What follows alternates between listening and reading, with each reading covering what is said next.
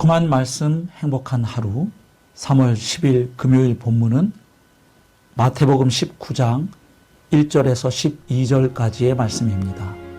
예수께서 이 말씀을 마치시고 갈릴리를 떠나 요단강 건너 유대 지경에 이르시니 큰 무리가 따르거늘 예수께서 거기서 그들의 병을 고치시더라. 바리새인들이 예수께 나와 그를 시험하여 사람이 어떤 이유가 있으면 그 아내를 버리는 것이 옳으니까?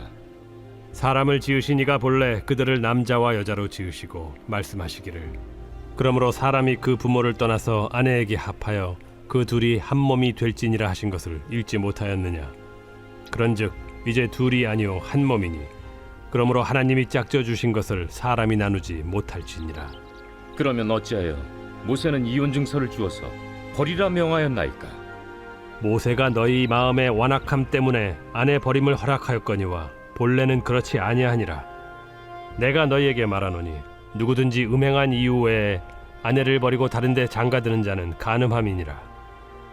제자들이 이르되 만일 사람이 아내에게 이같이 할진대 장가들지 않는 것이 좋겠나이다. 사람마다 이 말을 받지 못하고 오직 타고난 자라야 할지니라.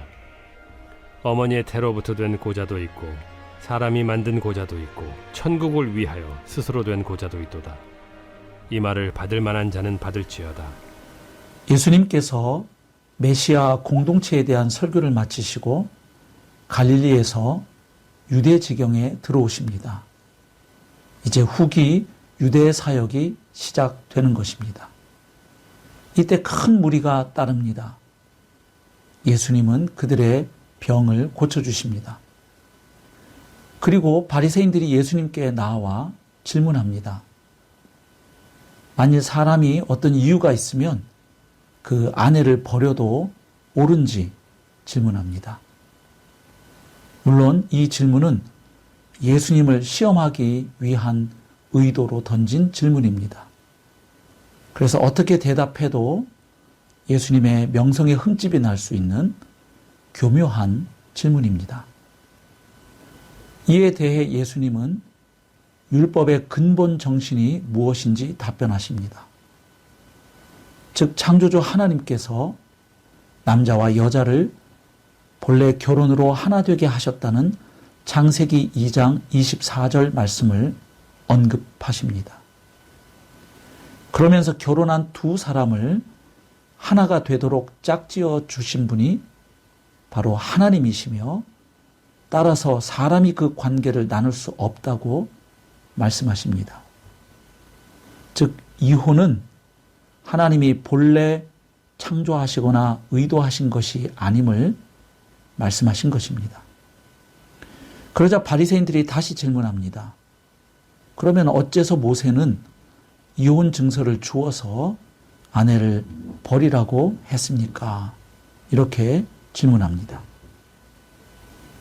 그들은 마치 모세가 이혼을 장려하기라도 한 것처럼 질문한 것이죠. 이에 예수님은 사실 모세가 그렇게 명한 것은 당시에 남자들이 악한 마음으로 아내를 함부로 버리는 그런 상황에서 여자를 보호하기 위한 최소한의 안전장치로 그렇게 명한 것이었음을 밝히십니다. 즉 모세의 명령은 남편이 아내를 함부로 버릴 수 있도록 한 계명이 아니라 사실은 그 반대임을 지적하신 것입니다. 그리고 예수님은 아내가 음행한 경우가 아니면 남자가 여자에게 이혼을 요구할 수 없다 말씀하십니다. 또한 음행의 이유 외에 아내를 버리고 다른 데 장가드는 것은 간음의 죄를 짓는 것이라고 말씀하십니다. 그러자 제자들이 차라리 결혼하지 않는 것이 더 좋겠다고 말합니다.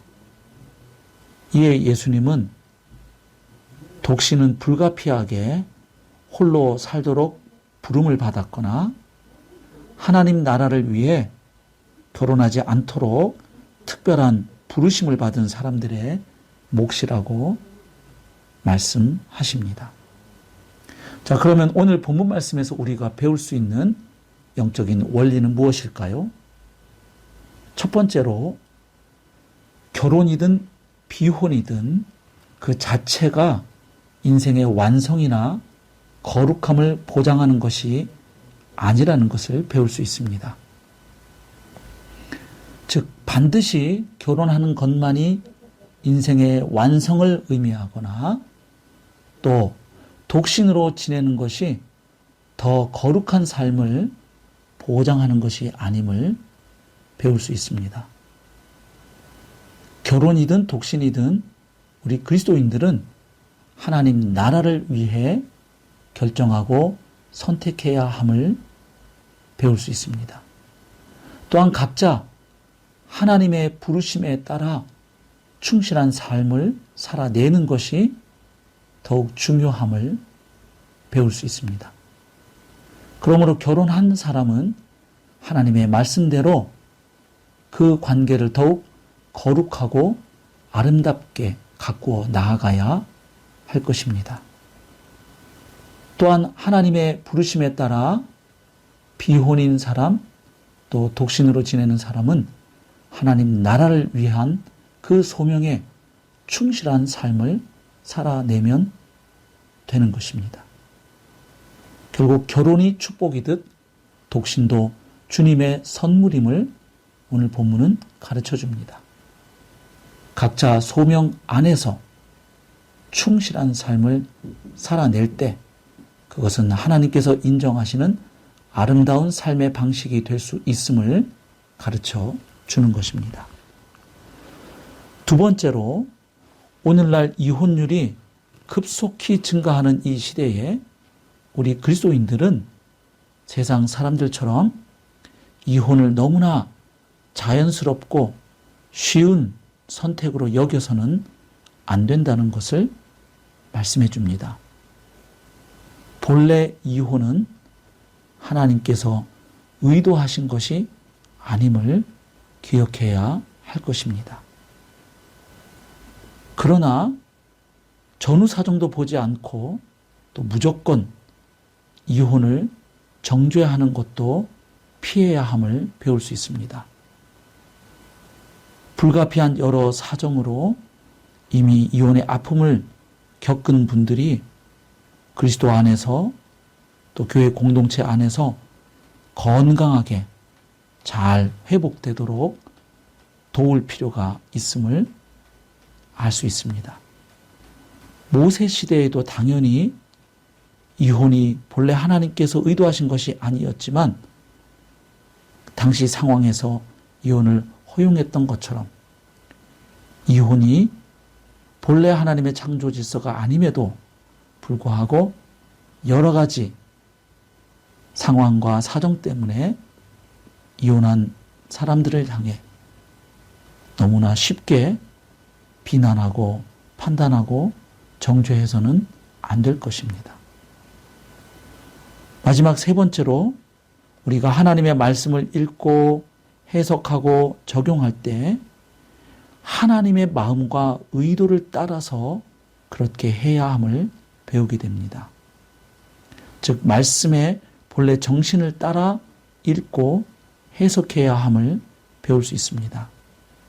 만약 우리가 우리의 욕망이나 선입견에 따라서 말씀을 읽고 해석하면 오늘 본문에 나오는 바리새파 사람들처럼 여자를 보호하라는 말씀으로 오히려 여자를 괴롭히거나 이혼을 방지하는 말씀으로 이혼을 조장할 수도 있음을 보게 됩니다.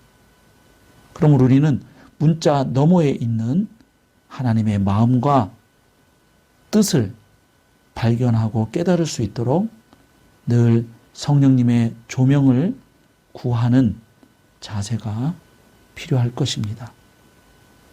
그래서 그 기록된 말씀에 담긴 하나님의 마음과 뜻과 의도를 잘 이해하고 그 말씀을 우리 삶에 적용할 때 더욱 하나님께서 기뻐하시는 삶으로 나아갈 수 있을 것입니다. 오늘 하루도 하나님께서 기록된 말씀을 통해 들려주시는 그 세미한 음성을 잘 듣고 순종하며 살아가는 복된 하루, 그래서 우리를 구원하신 하나님의 마음을 기쁘시게 해드리는 그런 복된 하루의 삶 살아내시기를 주님의 이름으로 축복합니다.